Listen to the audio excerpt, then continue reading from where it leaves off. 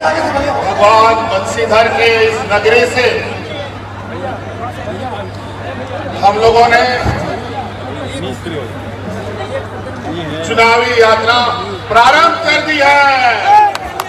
झारखंड मुक्ति मोर्चा जिंदाबाद,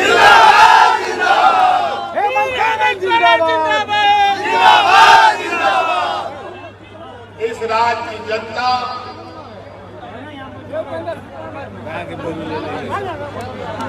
इस राज्य के गरीब, गुरुआ, किसान, मजदूर, महिलाएं, नौजवान, बड़े बुजुर्ग भाई सभी को मेरा चरण स्पर्श और प्रणाम है।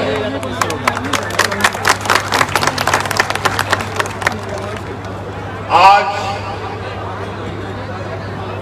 हम राजनीतिक दलों का परीक्षा का घड़ी शुरू हो चुका है।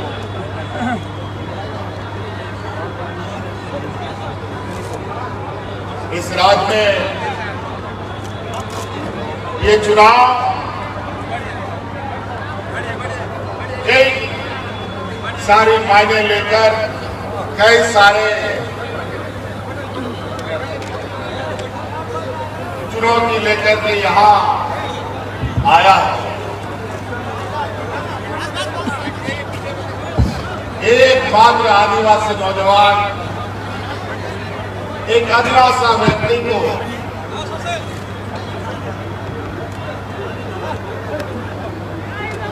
सरकार से बेदखल करने का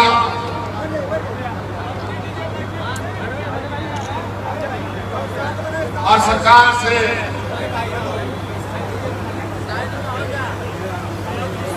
उतारने का एक बड़ा समूह, बड़ा वर्ग, पूंजीपतियों की जमात, भारतीय जनता पार्टी के लोग लगे हुए हैं। आज ये चुनाव मात्र नहीं है, ये चुनाव इस राज्य के 3.25 करोड़ जनता के हक अधिकार, उनके मान सम्मान स्वाभिमान का ये चुनाव है। मैं 2019 से लेकर आज तक इस राज्य के कई चुनौतियों के साथ लड़ते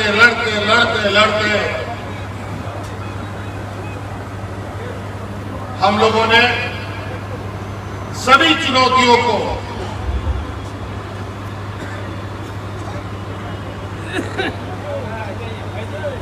पूरी सरकार मुस्तैदी के साथ उन चुनौतियों का सामना किया और चुनाव में हम लोगों ने जीत भी दर्ज की। चाहे वो कोरोना का चुनौती हो, चाहे राज्य में कई सारे उपचुनाव भी आए, राजनीतिक हुज्जतें भी हुई, इस क्रम में मुझे जेल भी जाना पड़ा, अंतोगता उनका षड्यंत्र कामयाब नहीं हुआ। आज फिर से आपके सामने बंसीधर नगर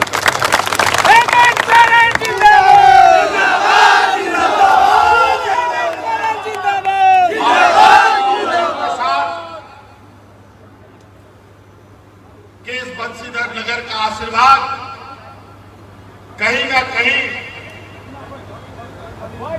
हम सभी पर है, क्योंकि बाबा बंसीधर का यह त्योहार को राज्य के त्योहार का सम्मान भी हम ही ने दिया। हेमंत सोरेन जिंदाबाद, जिंदाबाद, जिंदाबाद। हेमंत सोरेन जिंदाबाद, जिंदाबाद, जिंदाबाद। आज ये चुनाव का पहला कदम हमारा यहां से शुरू हुआ है। समझ में नहीं आ रहा है कि इतने चुनौतियों के बीच जो इस राज्य में विकास की एक लंबी लकीर खींची है।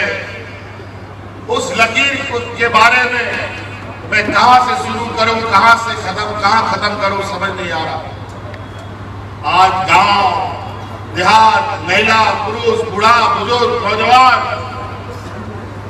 आधारभूत संरचना को लेकर जो हम लोगों ने कार्य किए हैं, राज अलग होने के बाद सब भारतीय जनता पार्टी और उनके सहयोगियों ने चलाया। लेकिन इस राज का क्या हालत था कि लोग हाथ में राशन कार्ड लेकर के बात करके मरता था।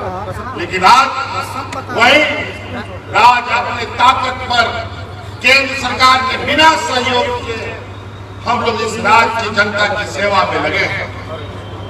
आज ये लोग हम इनके सामने नाक रगड़ते रह गए, लेकिन ये लोग पैसा नहीं दिए।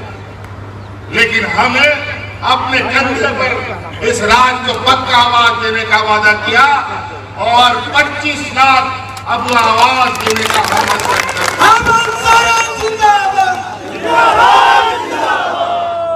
और अभी केंद्र सरकार 1.5 लाख प्रधानमंत्री आवास देने का घोषणा की है। मैं जानना चाहता हूं कि 4 सालों में इन गरीबों को आवास क्यों नहीं मिला? वो इसलिए नहीं मिला कि अगल बगल राज्यों में चुनाव हो रहा था, उस समय इस राज्य के गरीबों को आवास उन राज्यों को दे दिया गया ताकि वो चुनाव जीत सके। ठगने का काम किया। हमारा गांव देहात में गरीबी की हालत क्या है, हमसे अच्छा कोई नहीं बता सकता, क्योंकि हमारी पार्टी ही गांव देहात से शुरू होती है। गांव देहात के लोगों ने ही इसको फैलाया बढ़ाया।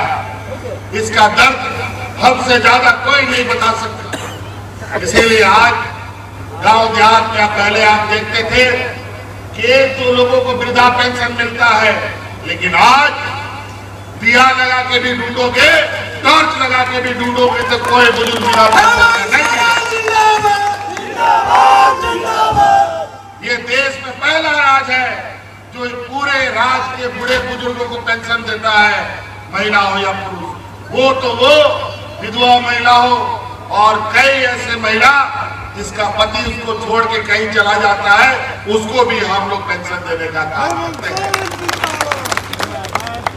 और अभी हम लोग हमारी हमेशा से ये सोच रहे हैं, हमारी ग्रामीण अर्थव्यवस्था मजबूत होगा, हमारा गांव मजबूत होगा, तभी प्रखंड मजबूत होगा, प्रखंड मजबूत होगा तभी जिला मजबूत होगा, जिला मजबूत होगा तभी राज्य मजबूत हो सकता है। इसीलिए हम हर वो काम, चाहे मुख्यमंत्री रोजगार सृजन योजना के माध्यम से, चाहे भैया सम्मान योजना के माध्यम से, चाहे बूढ़े बुजुर्गों को पेंशन देने का योजना से, चाहे ज्योति सारी लुंगी योजना के माध्यम से, चाहे बिजली बिल माफी करने का नाम से, चाहे किसान कर्ज माफी के नाम पर, हर वो जिससे आपको हम निजात दिलाए और अपने आर्थिक संपन्नता को मजबूती के साथ। जब जेब में पैसा रहता है ना, तब बुद्धि भी चलता है। जेब में पैसा नहीं रहने से बुद्धि भी नहीं चलता। आज भैया लोग हर एक महीना 1000 जा रहा है। आज 3 किस्त हमको लगता है या 2 किस्त जा चुका होगा। और हमने पहले भी कहा है, आने वाले 5 साल में जब हमारी सरकार आएगी, 5 साल के अंदर हर एक घर में 1-1 लाख रुपया पहुंचाने का होगा।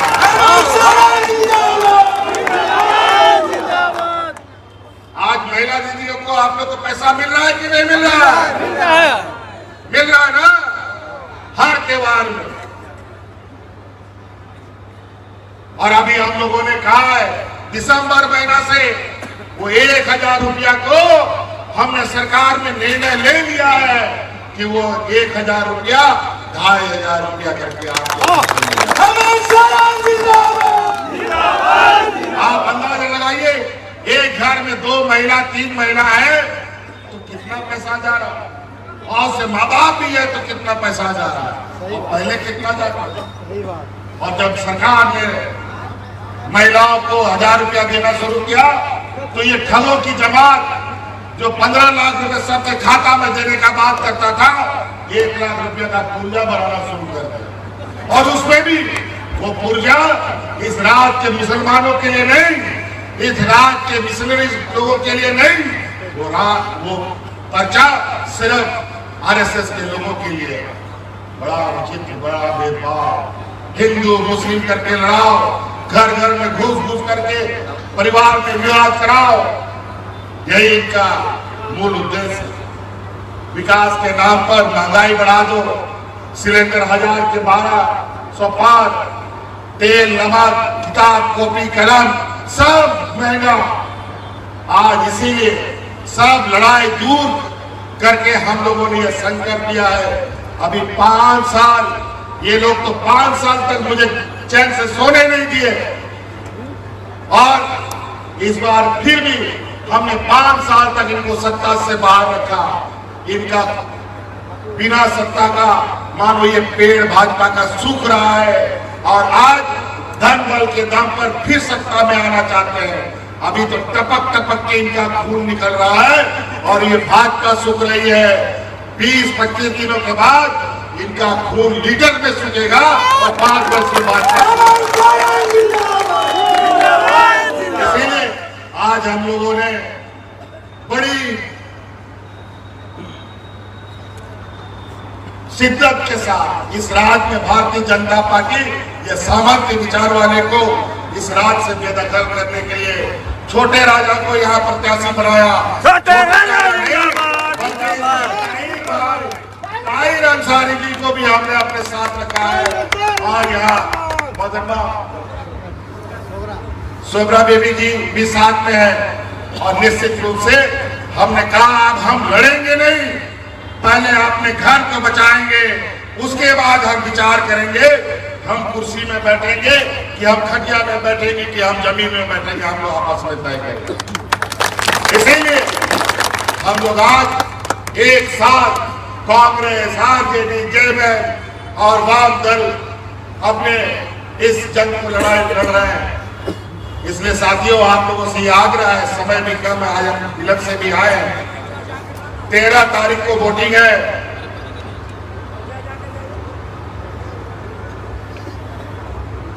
13 तारीख को वोटिंग है।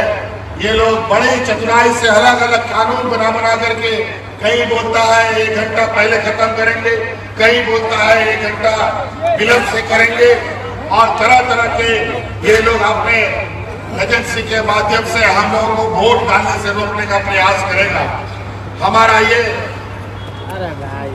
आप लोगों से आग्रह है। बहुत सारे लोग एबीएम पर भी बहुत उल्टा पुल्टा काम करने का कोशिश करेगा। अब आप लोगों को गांव गांव घर घर चौकीदारी करनी पड़ेगी। ये लोग चोरों की तरह आएंगे और वोट को चुरा कर भागने का काम करेगा। इसलिए साथियों बहुत सारी बात है। यहाँ भवनाथपुर में प्लांट का भी बनाने का विषय था, और हमने शिलान्यास भी रखा, लेकिन बड़ा दुर्भाग्य की बात है 2 साल कोरोना खा गया, और 2 साल इन लोगों से लड़ते लड़ते हम लोग परेशान रहे। लेकिन निश्चित रूप से हम आपको आश्वस्त करना चाहेंगे कि अगर अगली सरकार बनी तो निश्चित रूप से हमारी इस भवनाथपुर को और सजाने संवारने का काम किया जाएगा, और पावर प्लांट भी यहाँ लगाने। हमारे माननीय सदस्य ने नामांकन किया है, उनके कार्यक्रम में नहीं तो नहीं पहुंच पाएंगे। हम इन्हीं बातों के साथ आप लोगों से आज के लिए विदा चाहेंगे, फिर आप लोग के बीच में आएंगे। बहुत बहुत धन्यवाद।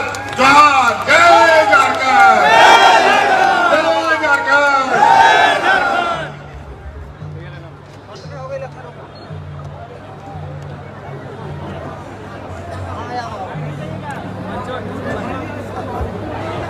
Ha ha ha!